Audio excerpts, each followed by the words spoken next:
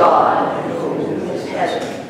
May the exalting of your name echo throughout the universe. The way of your justice be followed by the King of the world. Your heavenly will be done by all created beings. Allow peace and freedom sustain our hope and comfort on earth. With the bread we need for today, feed us. In the hurts we absorb from one another, help us to forgive. In times of temptation and test, strengthen us. From the grip of all that is evil, free us. For your reign, the glory, the power that is love, now and forever. Amen. Amen.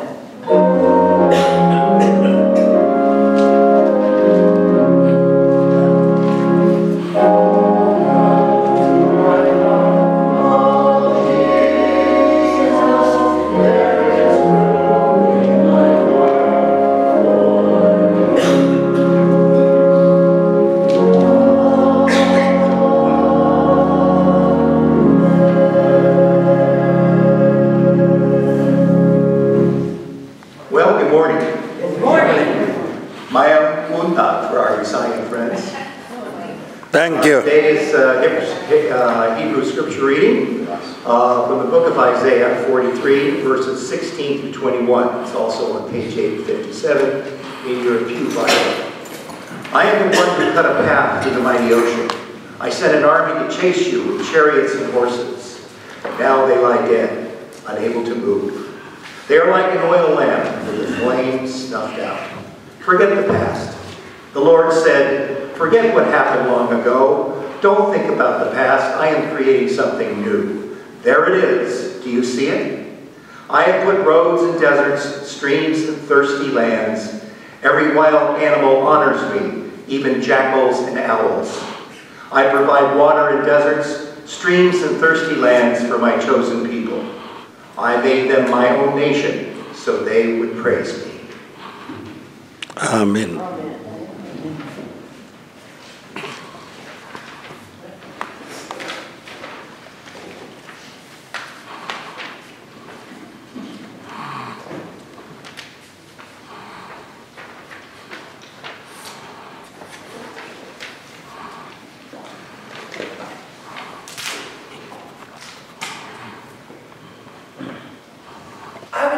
Give you a little context as to this reading. This is the part of Isaiah after the Babylonian invasion of Judah, which is the southern part of what we call Israel. It wasn't warning people about a coming invasion, an occupation. It had already happened. And a lot of people were so depressed. They were just thinking about how good things had been in the past and there was no future. And they were all really, really depressed. And they didn't know what to do. And then you have this wonderful, wonderful writing. And it is God's promise to make something new. That there'll be water in the deserts and there'll be a road that they can travel. And that things will be different. So often we do hold on to the past. Either it's really positive and now nothing really is happening, or it's really negative and we think that life is all over and that nothing could be better. And then we just sort of like the Walking Dead. And I see a lot of people doing that. And you don't have to be old to be that way. When I was in college, one of my roommates, who was, she was so in love, and her boyfriend dumped her. No warning, no fight, no argument of any kind. He just dumped her and went off with somebody else. She was so depressed. And all of a sudden, she started speaking in the past tense for everything. It was like her life was now over. All the joy in her life was now gone. And there was no future. This is the way she looked at things.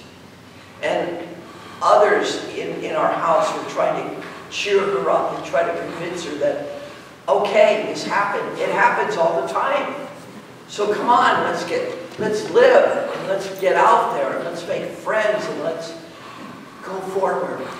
She finally did, but it took quite a while.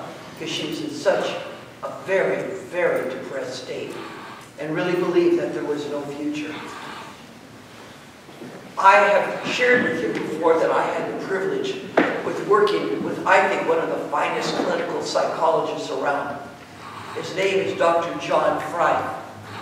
And he would be almost like a broken record to some of my very emotionally disturbed students that I was working for at the time. And a lot of them were blaming what had happened to them when they were a little kid. I'm so upset because of what my mother did or what my father did. I remember this one little guy. He was 12 years old. He was a little guy, a little scrawny guy, a little wiggly guy, kind of ADHD, you know, hands moving, arms, feet, tapping on his desk. And he would complain to Dr. Fry, who would be there, you know, one day a week. Oh, you don't know what my dad did to me when I was 2 years old. He almost drowned me, and that's why I'm in a group home right now. He took me by the neck and put me under the water, and I was in the bathtub, and I thought I was going to die for sure. And that's why I have all the problems I have now. Oh, this is terrible. Don't you feel sorry for me? And Dr. Fry, bless his little heart, he listened to him. And he said, that was really horrible. I bet you were really scared, weren't you? You never, ever want to have an adult do that to you again, right? Yeah, so that's why I'm all messed up right now. He said, you say you were 2 at the time, right? Okay. How old are you now? Well, I'm 12. Okay, that was 10 years ago. Is your dad around now that he can hurt you? No. And 10 years have gone by, right? Yeah. So now what are you going to do with the rest of your life? Are you going to act like a wiggly little jerk? He could be a little jerky.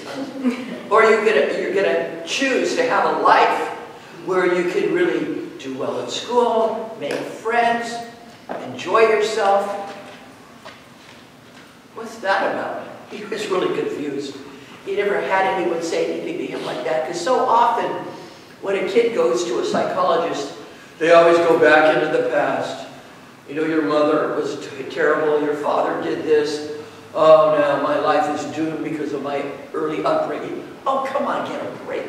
Really.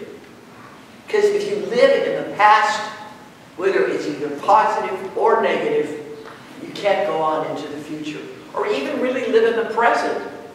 I think most people have had something traumatic happen in their lives.